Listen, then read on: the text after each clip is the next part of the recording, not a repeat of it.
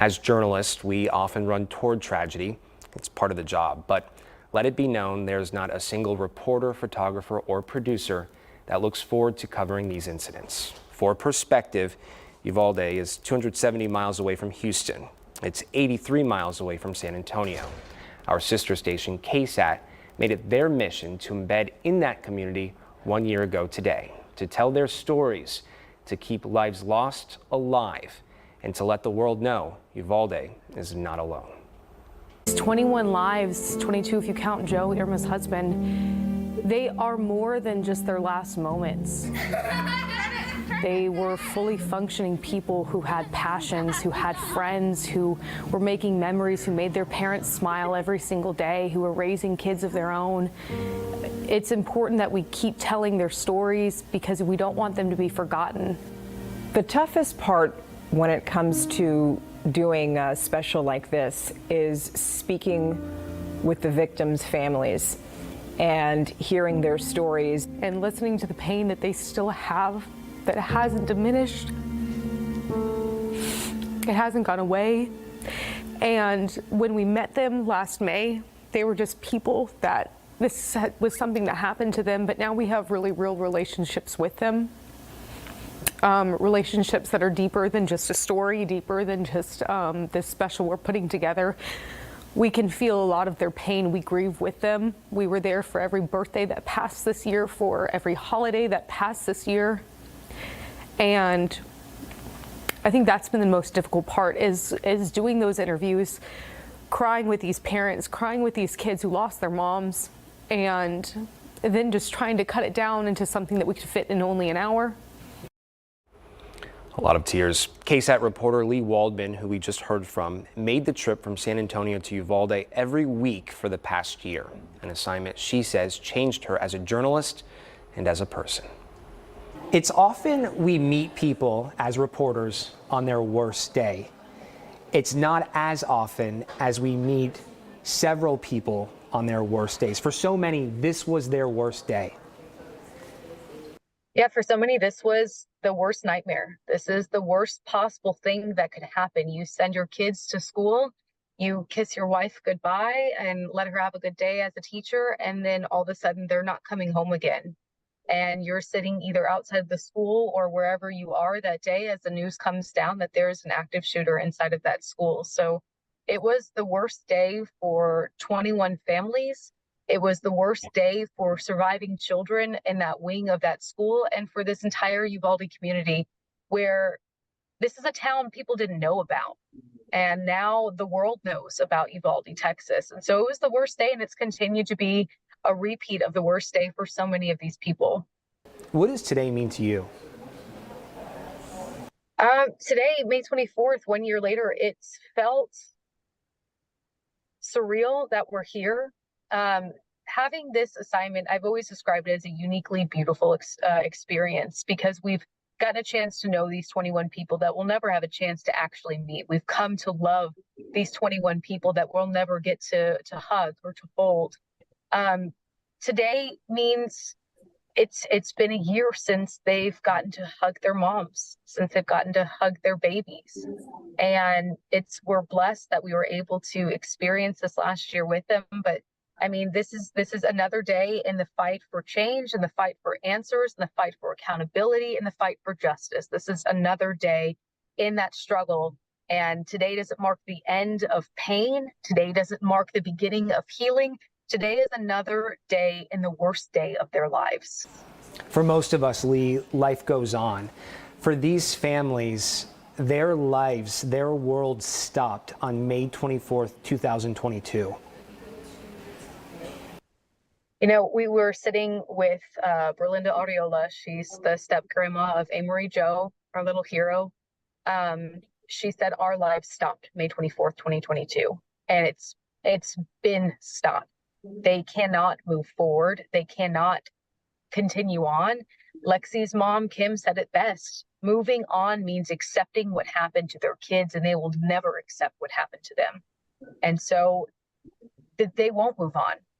Someday, hopefully the pain doesn't feel as visceral, as real, but they'll never have a chance where they move on because that's their babies, that's their moms. For the Garcia family, they lost mom and dad. They have 4 children who are now living with an aunt because their mom and dad both died because of this tragedy. So life doesn't go on, but you keep fighting, you keep pushing through because you can't just stop. I know you said these people, these children, these adults, they are more than just their last few minutes here on Earth. What did you mean by that? They had so many dreams for the future. You know, Amory, she wanted to be an art teacher, and she was a great little artist. And I mean, Uzziah, he looked up to cops. He wanted to be a cop someday. Jackie, she loved animals and she wanted to maybe work with animals someday, maybe wanted to be a vet. Mike, they wanted to be a marine biologist. You know, Tess, she was thinking about maybe the healthcare field, and that's why there's a scholarship at Texas State for a healthcare professional to continue on in the dreams that she never got the chance to live. That's what I mean by that. Eva, she loved CrossFit, and she always talked about, her daughter Addie tells us, it's not about how you finish, it's just about finishing. Irma, she loved her kids, and every single kid in her class was her child. She loved them like they were her own. And her and Joe, they were high school sweethearts, and he just couldn't live without her. And so that's what I mean when I say they were more than just their last moments. They were more than how they were killed. It's how they lived. It's the impact that they made. Amory, she died a hero. She died calling 911, trying to get help for her classmates who were in the room with her. And so that's how they should be remembered, not for how they died, but how they lived. Is the town divided? Do loved ones of victims feel neglected or slated? Do they feel heard and seen? I think there is a divide because unless this happened to you, unless it was your kid or your mom who didn't come home that day, there's an expectation that, okay, after a year, we should be moving forward. We should be moving on. There is no moving on.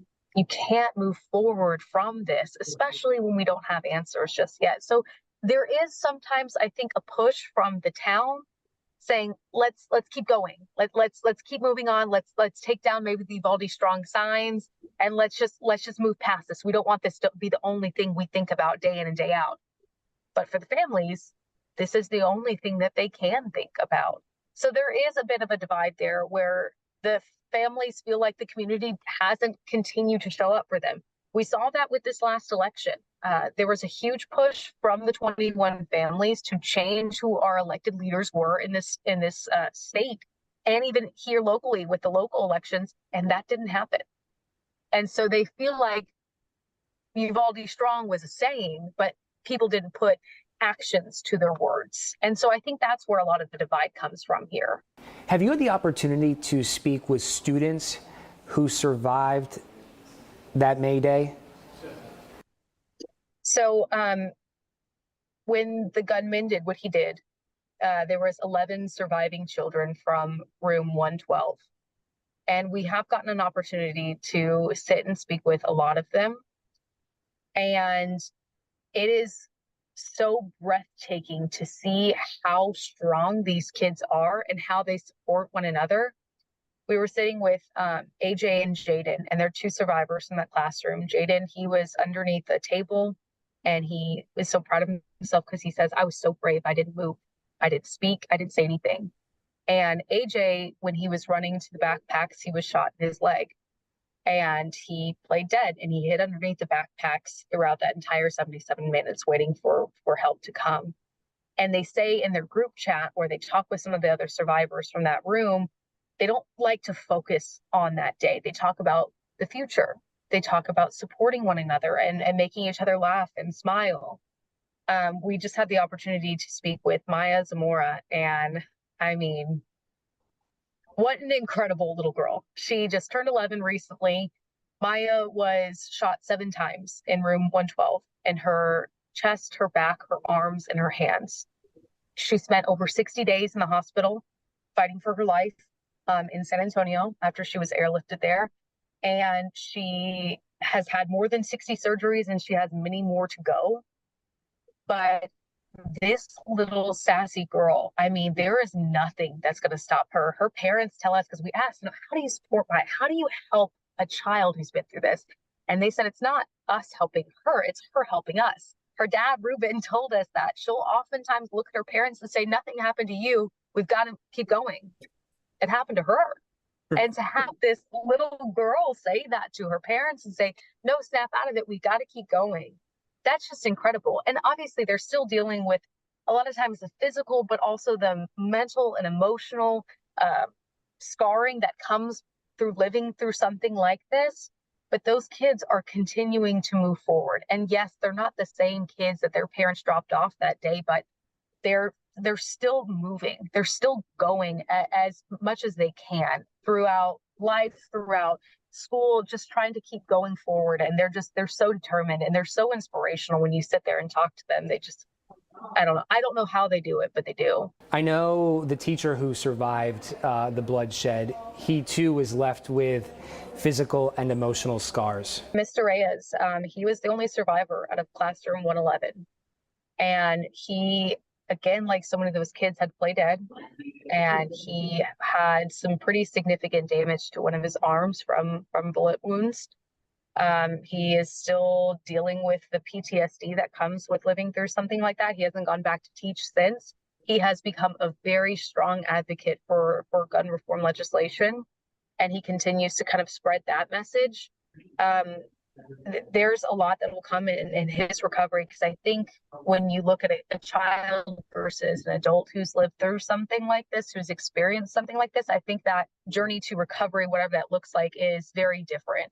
So that's just something he is continuously dealing with, but he also is offering all of his love that he can to the families of the students that he lost that day. Because those, again, they were his kids. Our teachers are incredible, and they're underappreciated, but they're incredible because they do look at their students like their own kid. Lee, what is your hope today? My hope today is that at some point, sooner than later, because 365 days is far too long, that these families will have the accountability, the justice that they're seeking. They'll have a full scope of answers that they have deserved from the get-go. My hope is that they get that. And my hope is that at some point there is healing.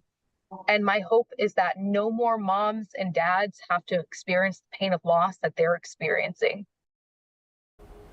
Hope, healing, and heart. I want to thank Lee for taking the time to talk with us about this assignment, a very heavy assignment, and of course a lot of heart to get her through this year-long journey and to be with that community. Lee, thank you.